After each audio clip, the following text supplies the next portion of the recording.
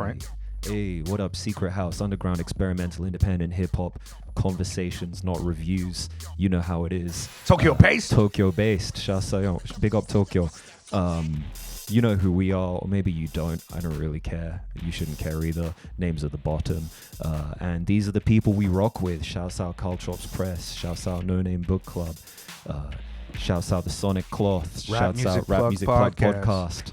Yeah, I've been really enjoying their Discord, y'all. Their shit is fun. They got a lot of really dope, incredible people. Everybody's yapping in there. Bro, I be talking in there all the time. Like I haven't. It feel like the forum days. Shout out to all my people out there, no doubt. Hey, respect. Yeah, it's funny. It's hilarious. It's smart. It's wonderful. Join up, link up, leave a link in the comment. Join our Discord. Think about our Patreon. Think about sharing and liking and subscribing and all of those things. And yeah, this is the new album by Mary Sue, Singapore. MC extraordinaire. This album dropped on Bandcamp like a couple days ago. It's called Voice Memos from a Winter in China, and it 17 songs, 41 minutes. Well, the one we got is 41. Maybe it's because we got like three extra bonus tracks on there. Tracks. I'm not sure where those will be released though. The version you have might be 14 tracks. I'm not sure. 32 minutes. But yeah, this is the follow-up to last year's psychedelic ensemble collaboration, Cacophonous Digressions, a record of a moment in time, which was, I believe, my third or fourth favorite album of the year. That's right. On our kind of top 10 hip-hop lists.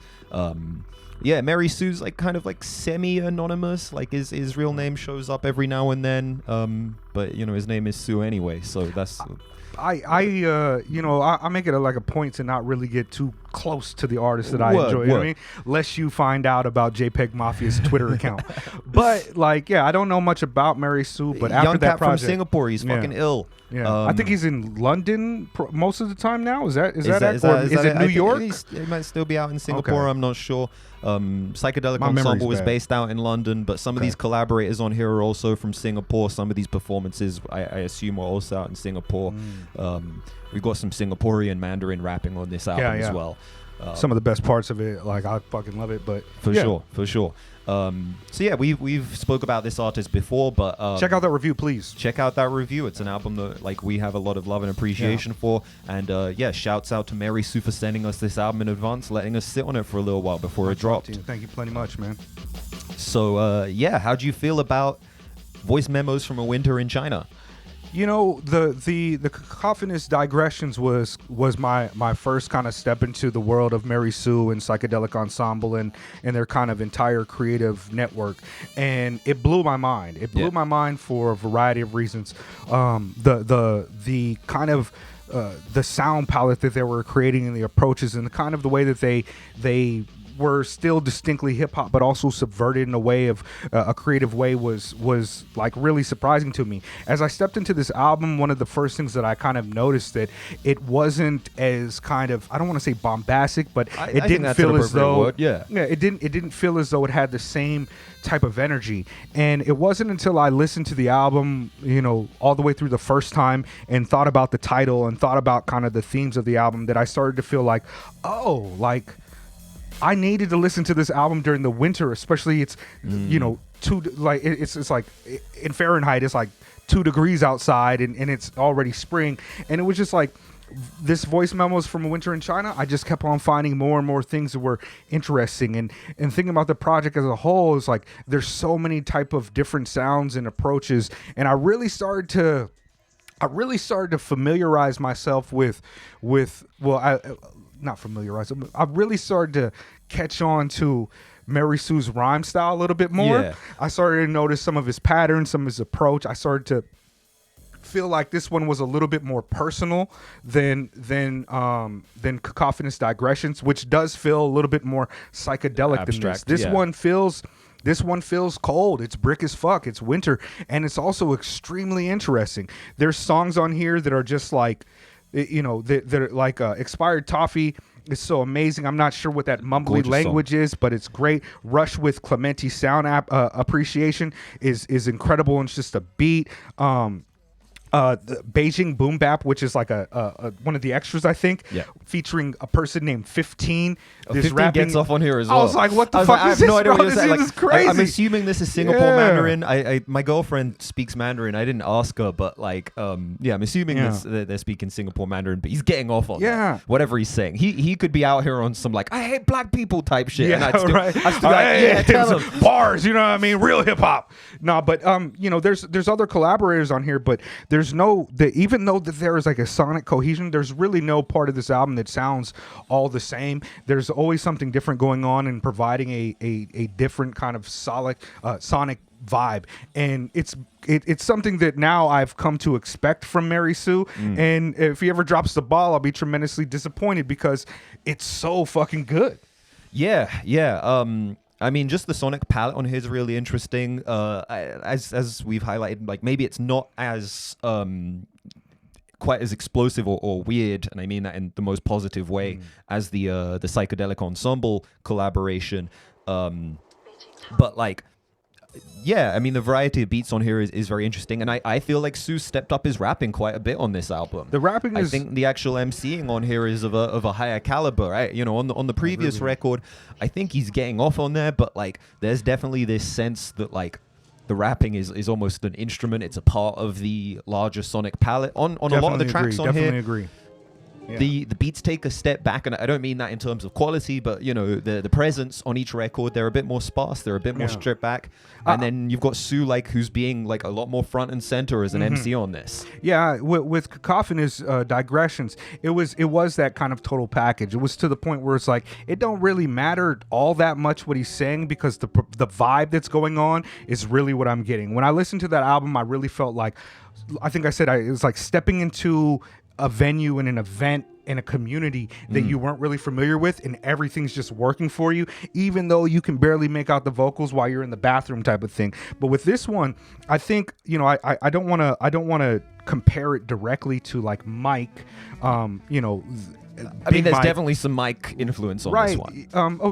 It's like there's qualities of their rhyme style. Like they do a lot of double syllable endings on the bars that match up with the hard assonance, but it's also deeply personal, and it just seemed like an authentic thing. Whereas this, like, you can focus more on his raps instead of like this environment. This is him sitting, you know, outside with a cigarette with you or something, you know, like really does hit a lot different than the Cacophonous Digressions. But man, some of the moments on this album, I was just like, I'm gonna go outside in the cold and smoke a cigarette in my boxers, and it's 2:00 at night. That's exactly what I was doing last night. It was like, I want to say, like, I finished gaming with my nephew who's in the States. I finished gaming around like 3:00, and I was like, time to listen to that Mary Sue outside in the cold, nipples rock hard.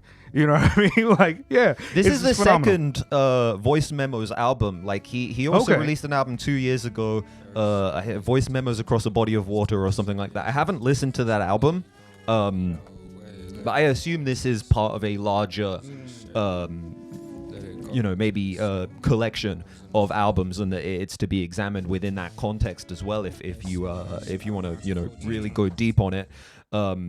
I will give, like, you know, while we're talking about smoke breaks and kind of, you know, the larger package we received, the second of the bonus tracks on here, Smoke Break Just to Bim Bam Boom, which was a live performance, flips a track by the Tokyo band Bim Bam Boom. And, like, I used to live really close to their drummer, Miyoko Yamaguchi, and I'm a fan of her work. I've been a fan of Yamaguchi's work for a long time. She was in a band called Detroit 7 as well that I liked, and I never, like, summoned up I'd see her just, like, walking down the street, never summoned up the courage to be like, oh, Yamaguchi-san's doing. I was like, but yeah, big up Bim Bam Boom as well. You don't shoot, bro. Yeah, exactly. Yeah, oh, that's hard. I mean, I think that there's a lot of elements of this album that are there's more going on than just like the surface level critique of it, and I do want to sit with the album a little bit more, because, man, like, some of it, like that last joint, which is kind of like this that you just heard in the background a little bit, it's like this kind of bossa nova type of like upbeat vibe, and it's like so much. I think one of the things that also what was unfortunate is that the first time I listened to this, whatever like audio settings I had on my headphones for the EQ, Yeah. it was like a lot of the sounds were kind of like harsh and peaking and probably in the red on it. But once I changed my the audio setup on my headphones, I was like, all right, this is a little bit more palatable, because it did feel, because it was recorded like that, I was like, oh, this must be like a really fast DIY type of approach that he took for this. But it took adjusting my headphones to solve a little bit of that issue that I was having. If you're having that, maybe try doing the same. I know our third DJ L Spade would probably be particular on the nature of the sonic qualities of the album. I mean, I can't say it bothered me, but it happens. Like I said, sometimes. I changed it and it was good. Yeah. I will also appreciate that Sue is someone who's like obviously like a hip hop nerd, but at the same time he does insert like some of his own like presumably ethnic Chinese identity into it. You got the track Dragon, produced by Kenzo, who I assume is guitarist Kenzo Nagari, who had also worked on the psychedelic ensemble joint. He's tiptoe in the dragon sleeping, smoke in the cold till my hands start freezing. Wait till we grow in the proof teething. Trading we seek when the eyes ain't peeping. Like, you have that kind of, the sleeping dragon. Like, it's like, Zhuge Liang, the tactician, like Three Kingdoms type shit. But at the same time, it's got that very personal, honest kind of approach. I saw in an interview that Sue was, this is a few years ago, maybe he feels a little bit different about it, but he was kind of like, yeah, I'm not the best MC. Like, I can't freestyle, but like, I can always be very honest about who I am and what I'm putting across. And like, I've always felt that's been true for a lot of his work, but especially on this album, like, yeah, he's really stepped up the MCing on here, man. I really enjoy the rapping on here. I also really enjoy, this track playing right now, Expired Toffee, also produced by Kenzo. Beautiful. Is stunning, like a really, really beautiful piece, and, just lets the beat ride out, takes its time, has this kind of very, warm sensation to it, even though... Yeah, probably written in this, parking lot in the snow in China somewhere. Yeah, I love this album. And one of the things about our channel is I feel like a lot of times we're giving endorsements of music all the time, because we don't like to review albums that we don't have anything positive to say, or even if like the El Camino, I'm not gonna lie, I don't love it, but I try to get towards what they're trying to accomplish and the positive aspects about it. Like we're here to support underground, independent, radical art, and when it comes to an artist like Mary Sue, like, we didn't just review this because we got it early. We didn't review Cacophonous because like somebody was hyping it up. We found it. We really value the art. We really value the approach. And a lot of the artists that are working within that community are incredible. And man, this is one that I highly recommend people check out. Even if it don't feel like your vibe, sit with it a little bit outside. Yeah, before I get too warm maybe. But yeah, great album. What are your favorite joints on this? So definitely Expired Toffee. That's got to be my number one on there. Yeah, I think I'm with you're you with me on that. Yeah. Sentimental Things. Shouts out So Solid Crew. And Beijing Boom Bap. Beijing Boom Bap. Coel Calls. Yeah. Dragon. A few tracks on here I really like, man. I like Stand Up. I like Stand Up with a little bit of that bossa nova. Let the Sun Get Through. As I listened to this, what I found myself not doing was looking at track titles. I kind of just put it on and was just like, it's also one of those albums that has so many different type of like movements and sounds that you almost don't know if it's coming or going, or if it's a movement in the song or whatever. But another one too, Rush, with that Clementi sound, Clementi sound appreciation. I love that. There's no lyrics on it, but man, that beat is just fucking wonderful. So yeah, Secret House Against. Look at all these people on the screen that we love and appreciate that for their support. These are patrons. Yeah. We'll be back again.